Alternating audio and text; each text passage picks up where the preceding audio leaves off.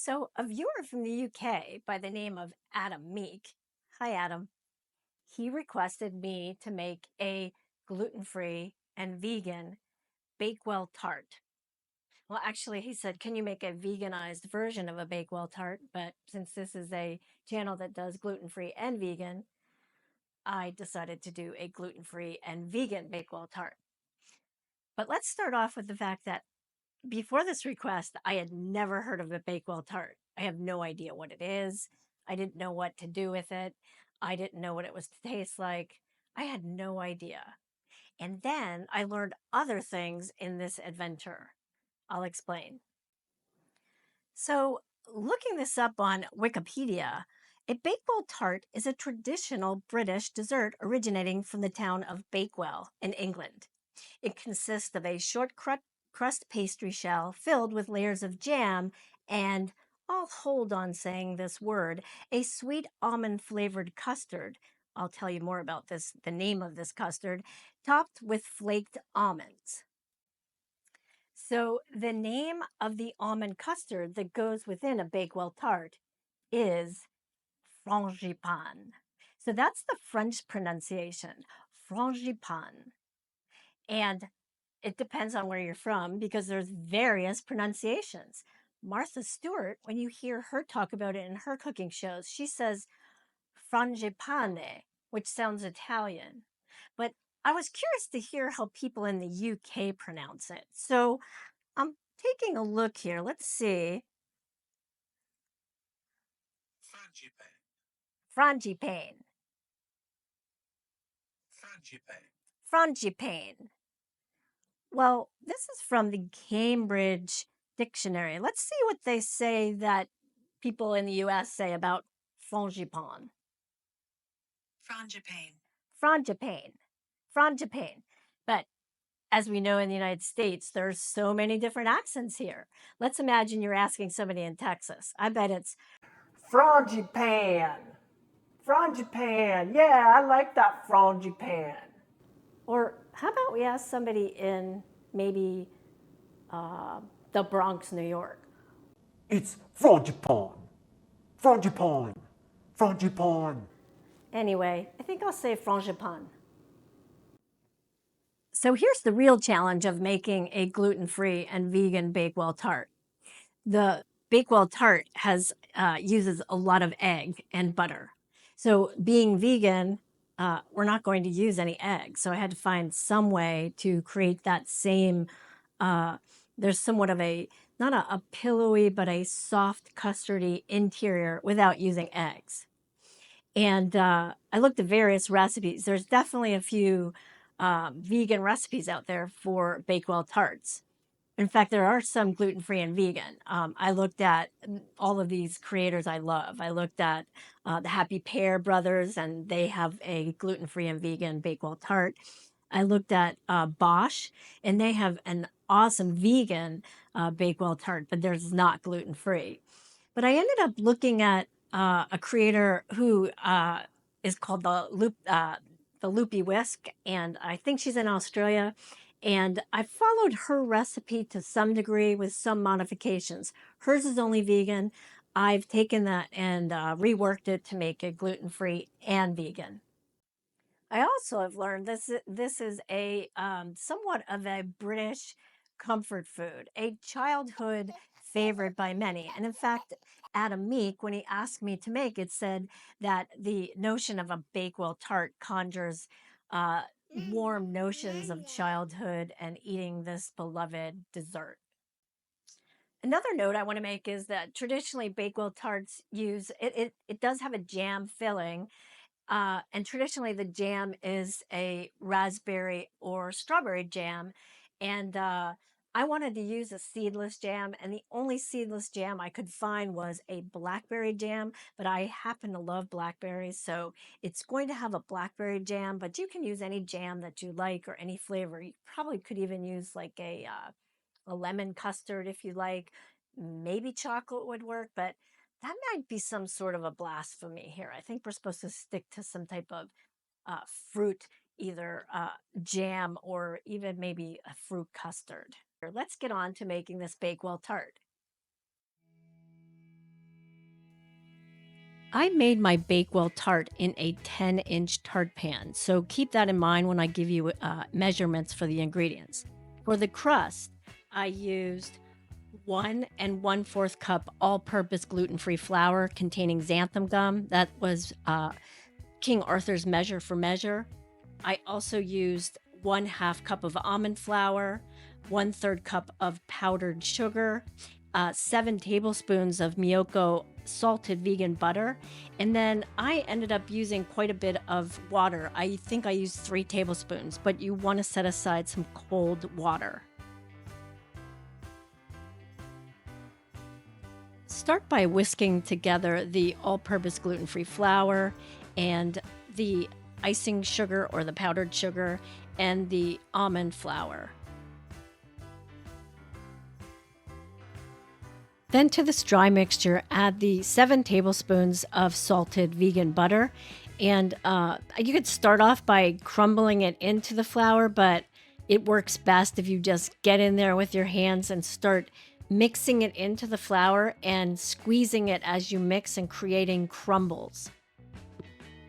When the flour and butter mix together to create pebbles, then it's time to add the cold water. Keep in mind, I made this water cold by adding ice cubes. So I think I added about 3 tablespoons eventually to bring the dough together and to form into a single ball.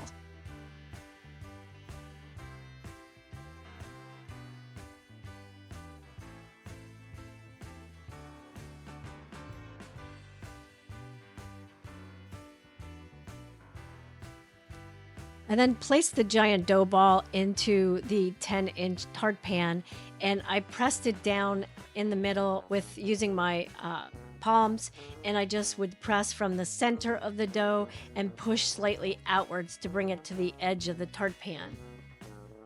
I even used my knuckles to punch down the dough and bring it to the edge of the pan. And once you have it at the edge, then you want to bring it up the sides. You want to make sure that you have sufficient coverage at the bottom of the pan. You don't want the dough too thin.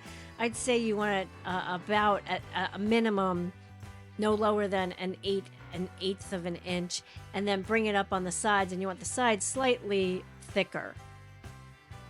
For the dough along the sides of the tart pan, I then made sure I pressed it down slightly so that it was all even along the top.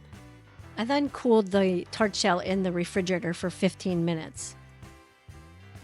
In preparing to bake the tart, I heated my oven to 350 degrees Fahrenheit, and I placed a baking tray on the middle rack inside, and I allowed this to heat before I put the pie tart on that pan.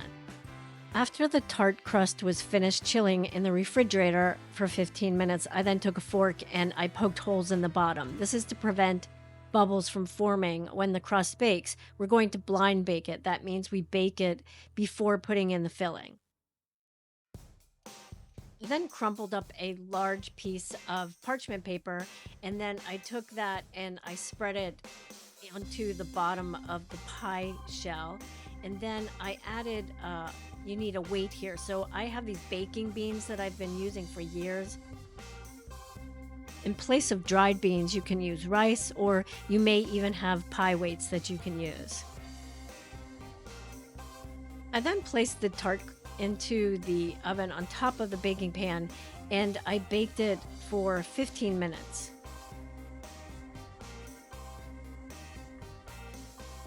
After baking the tart shell with the weighted beans, I then removed it from the oven, and I carefully removed the parchment paper containing the beans, and I put the tart shell back into the oven to bake for about an additional 8 minutes. It's about 5 to 10 minutes. I took 8 minutes. You just want the tart shell to continue to bake and get a nice golden brown. Then I removed the tart shell from the oven and I allowed it to cool, and in the meantime I prepared the frangipane filling.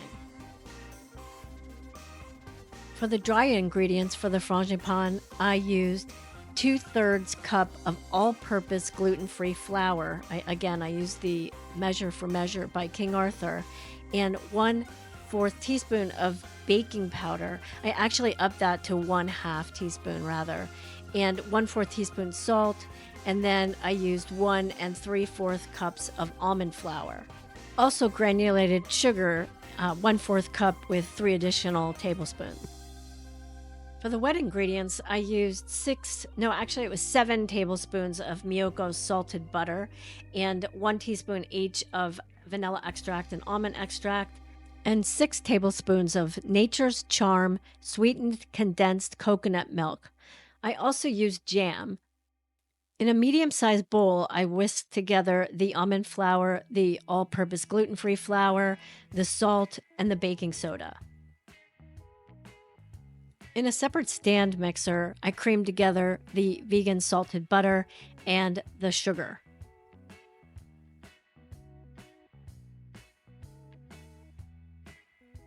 I mixed these together until they became light and fluffy.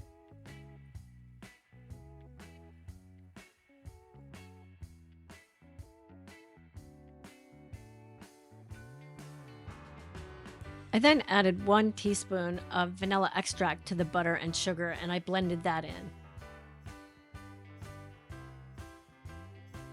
I then added 6 tablespoons of the condensed coconut cream, and I blended that until the butter coconut cream mixture became almost like a thick custard texture.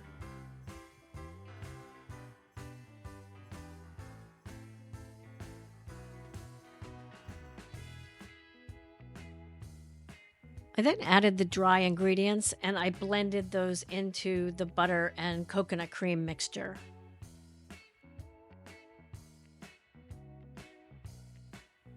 After everything was well mixed together, I then added 1 teaspoon of almond extract to the frangipan. And then I blended that in to make sure the flavor was distributed throughout the entire mixture.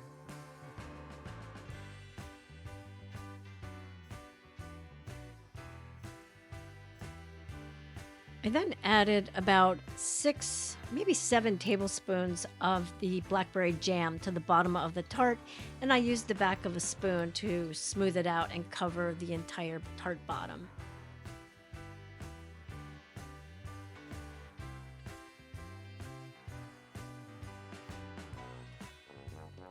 So my frangipan had the texture between, I'd say, a marzipan and a custard.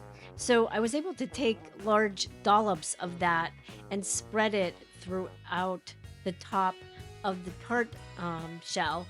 And then I was careful to press down each individual dollop and then use the back of a wet spoon and smooth it out to cover the entire top so that all of the tart was evenly covered in the frangipan.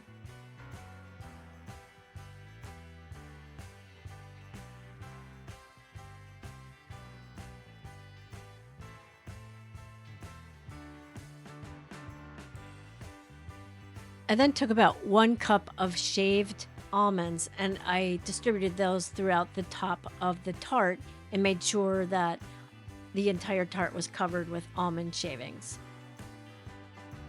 I then placed the tart back on a baking tray and I placed that in the 350-degree Fahrenheit oven and baked it for 45 minutes. To ensure that the tart was finished baking, I tested the top to make sure that it had a slight firmness to it, and I also inserted toothpicks in at various points to see that nothing came out wet and that it was finished throughout. Before slicing, I allowed the tart to come to room temperature probably for about 2 hours.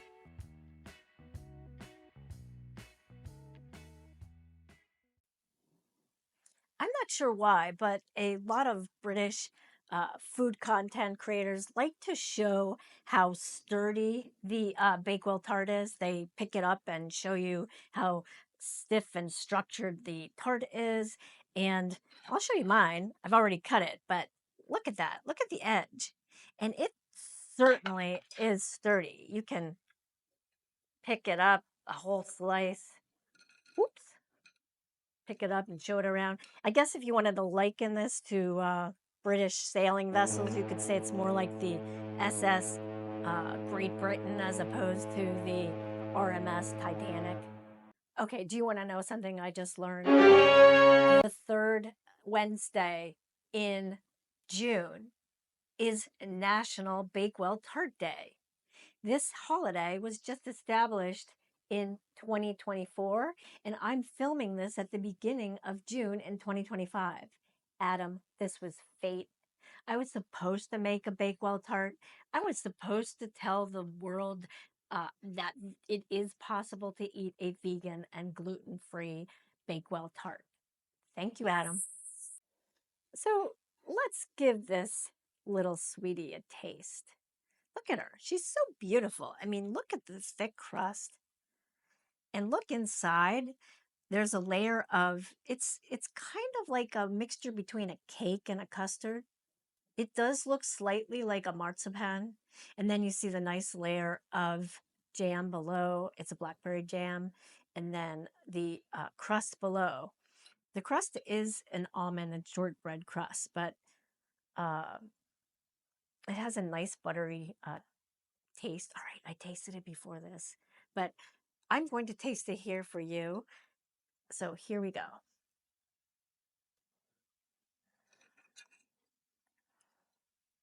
I have all the layers here.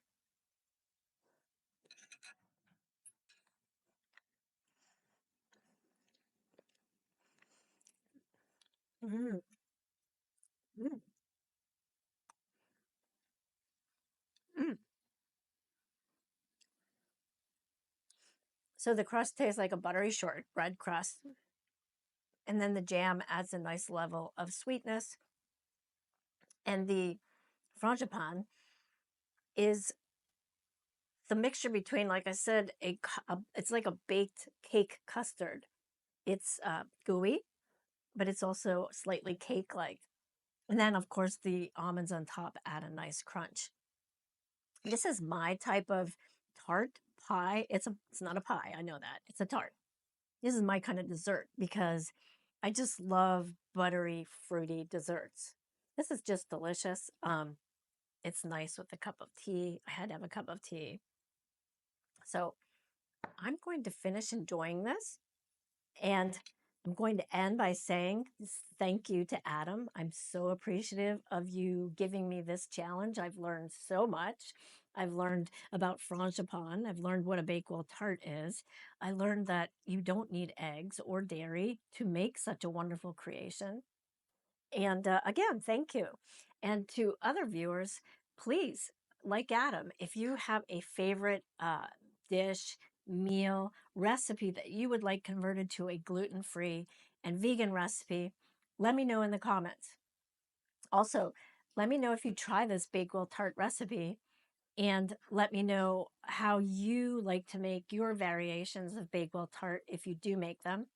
Let me know if you celebrate National Bakewell Tart Day. Apparently, there's a Bakewell Tart store in the UK, but I don't know if they provide gluten-free and vegan Bakewell tarts. Anyway, I'm going to sign off and check out these next videos for more gluten-free and vegan meal ideas.